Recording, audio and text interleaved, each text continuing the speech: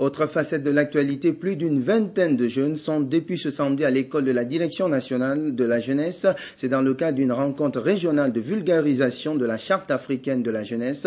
Pendant 2 jours, les participants vont s'approprier du contenu de ce document ratifié par la Guinée en juin 2011. L'objectif recherché par cet exercice est l'autonomisation des jeunes. Mamadi Terna Kamsoko pour plus de précisions. La Charte africaine de la jeunesse est un document de 31 articles adopté en 2006 à Banjul, en Gambie, par la 7e conférence des chefs d'État. Elle oblige ces derniers à l'élaboration de politiques et programmes stratégiques visant l'autonomisation de la couche juvénile. En Guinée, après sa ratification par le président Alpha Condé en juin dernier, l'heure est à la vulgarisation du document dans les régions administratives. L'accent va être essentiellement mis sur la vulgarisation de la Charte africaine de la jeunesse, qui est un véritable outil au niveau continental pour que les devoirs et les droits des jeunes soient connus et que chaque gouvernement tienne désormais compte des défis que les jeunes ont à relever dans leurs différents programmes. Cet outil a fait de la Guinée une partie intégrante de cette charte. En vue de tout ça, c'est ce qui motive le ministère de la Jeunesse à venir auprès de cette couche, de la base au sommet, pour être informés, sensibilisés, pour que nous utilisions cet outil dans l'intérêt de toute la jeunesse de la République de Guinée. La présente rencontre réunit les directeurs communaux de la jeunesse, des représentants des affaires sociales, de la sécurité et des ONG de jeunesse. Des participants qui saluent la pertinence des dispositions contenues dans la charte. Bon, j'ai vraiment un bon sentiment par rapport à cet atelier parce que ça m'a permis d'apprendre beaucoup de choses dont j'ignorais en matière de jeunesse. Et a priori, je suis déjà surpris qu'il y a déjà mis en place une charte sur la jeunesse africaine. Et je viens de comprendre à travers cet atelier que le professeur Alpha Condé, ce qu'il a fait à la jeunesse, c'est très beaucoup. Mais on ne peut pas le savoir sans s'intéresser. Vous savez, nous, la jeunesse aujourd'hui, on dit que la jeunesse c'est l'avenir de demain. Nous devons refuser. Avant d'être l'avenir de demain, il faut être le président d'aujourd'hui. Ces participants, à leur tour, sont appelés à démultiplier les connaissances acquises dans leurs zones d'intervention respectives. Le port artisanal de pêche de Nongo vient de bénéficier d'un hangar. C'est une réalisation du conseil de quartier de la localité. Ce hangar va désormais servir d'abri pour les pêcheurs, fumeuses et mareyeuses qui autrefois pratiquaient leurs activités sous le soleil et la pluie. L'infrastructure a été remise ce samedi aux ayants droit. Explication Benoumar Silla. Réalisé à près de 20 millions de francs guinéens, ce hangar est l'œuvre du nouveau bureau du conseil des quartiers de Nongo. Il vient combler le déficit de protection des pêcheurs et autres artisans du port de Nongo contre le soleil et la pluie. L'infrastructure est destinée à plusieurs activités, notamment la réparation des filets et stockage du matériel. Pour le donateur, c'est une obligation pour lui de faire face aux problèmes qui assaillent ses citoyens. Je suis le disque programme du professeur Alpha Condé. Si je suis là aujourd'hui, chef de quartier de Nongo, c'est pour faire le plaisir à ma population. C'est pour cela que quand les gens du port sont venus me voir pour les assister à faire la toiture de leur hangar, automatiquement je ne me suis pas assis, je suis venu avec tous mes conseillers, on a fait des expertises, c'est pour cela qu'on a agi en fonction de ça. Si les bénéficiaires se réjouissent de la construction de ce hangar, ils souhaitent aussi l'obtention d'une latrine, un problème auquel ils sont confrontés depuis des années. Nous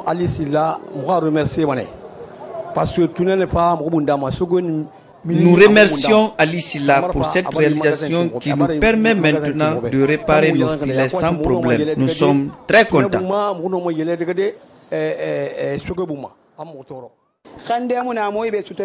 Nous n'avons pas de toilettes ici. Nous demandons à l'autorité de nous aider.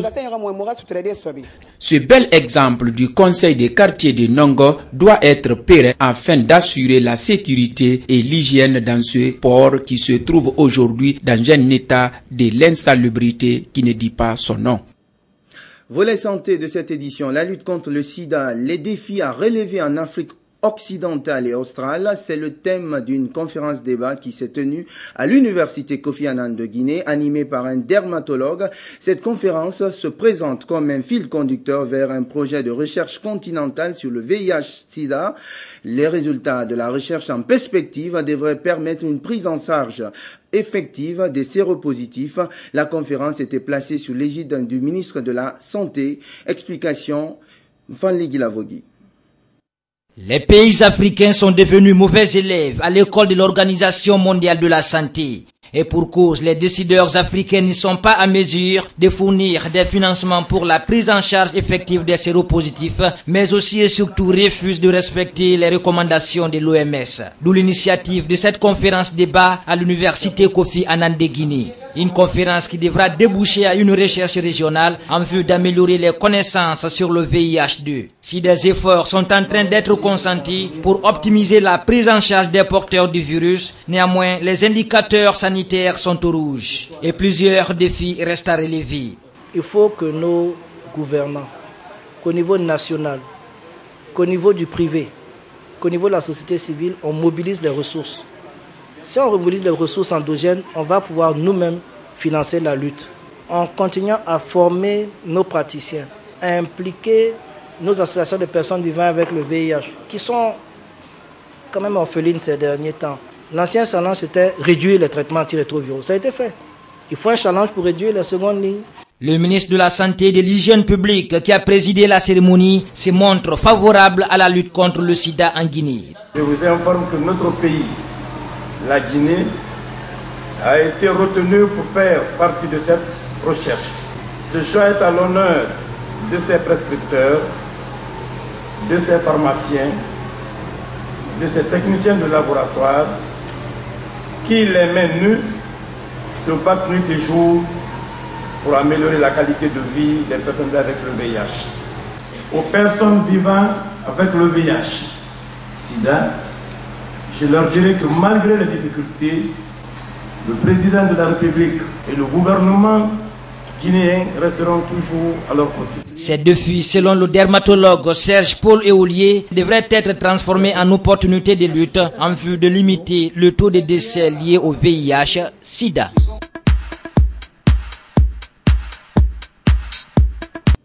Ailleurs dans le monde, la Syrie qui se retrouve avec l'Iran sur la liste canadienne des pays soutenant le terrorisme. Le Canada a surpris en annonçant la suspension de ses relations diplomatiques avec Téhéran. Tous les diplomates iraniens présents à Ottawa ont été exclus. Explication.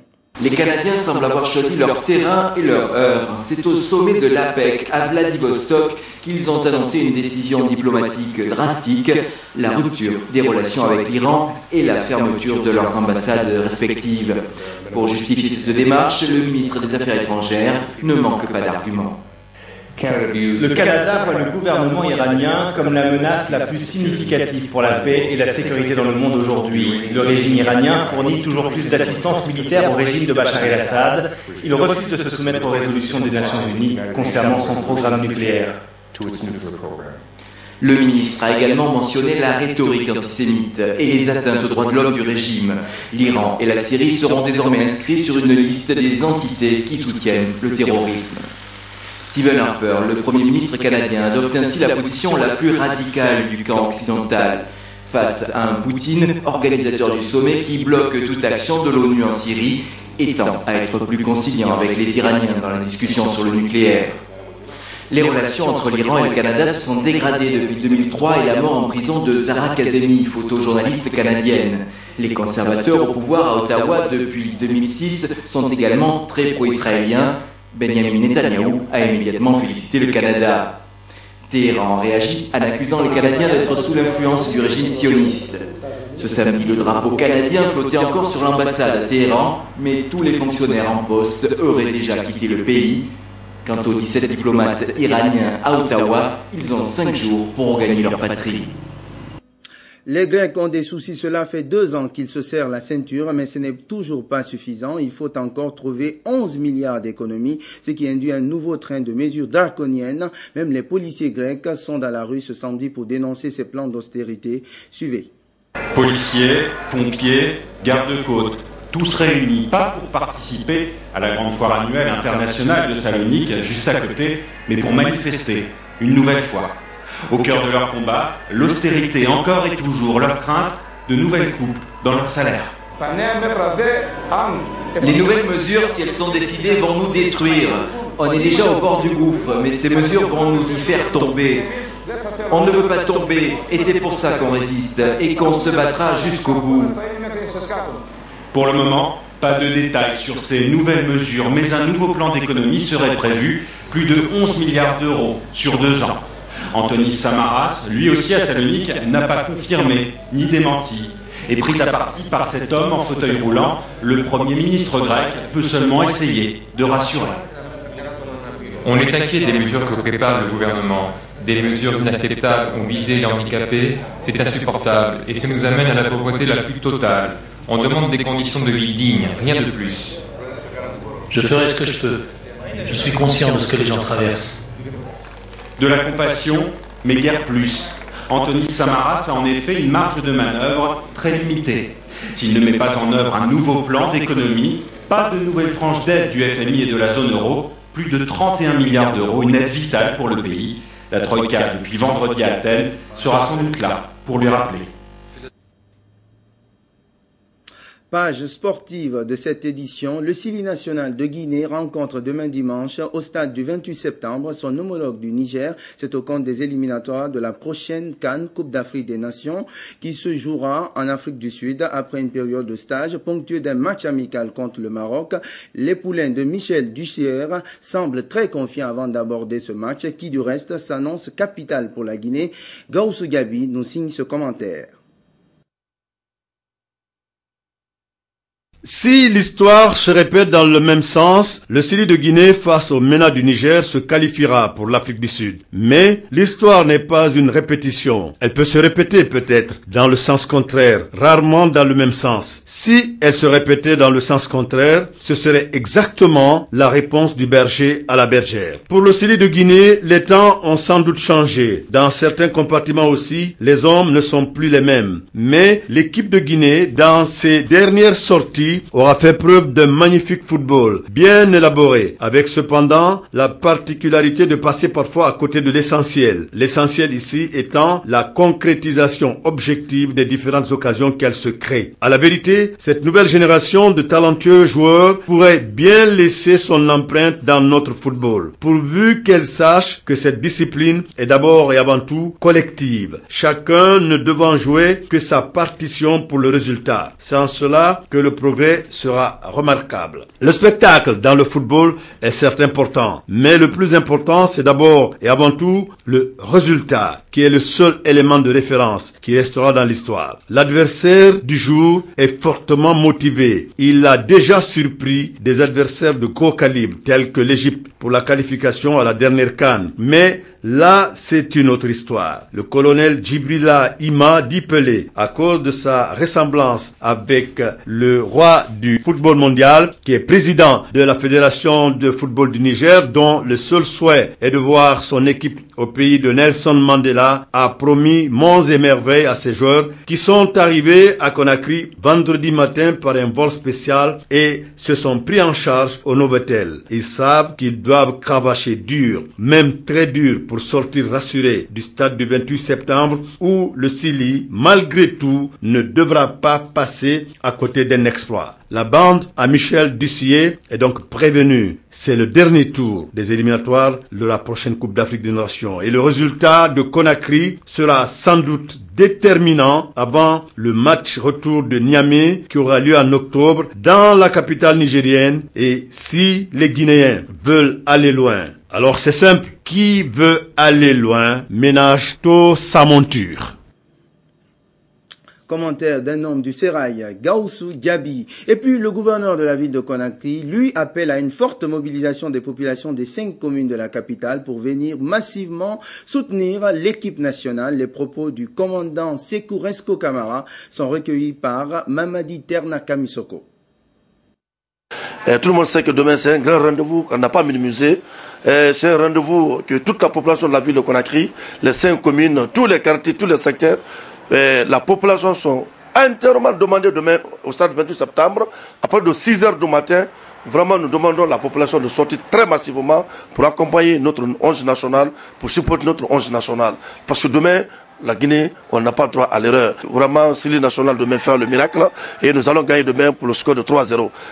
Eh bien, il ne reste plus qu'à souhaiter bonne chance au Sili national pour ce match qui s'annonce décisif en vue de la qualification à la prochaine CAN, Coupe d'Afrique des Nations qui, je vous rappelle, se jouera en Afrique du Sud. C'est la fin de cette édition d'information. Merci de l'avoir suivi. Excellente suite de programme à notre compagnie. Bonsoir aux téléspectateurs de Lansana à Barrage.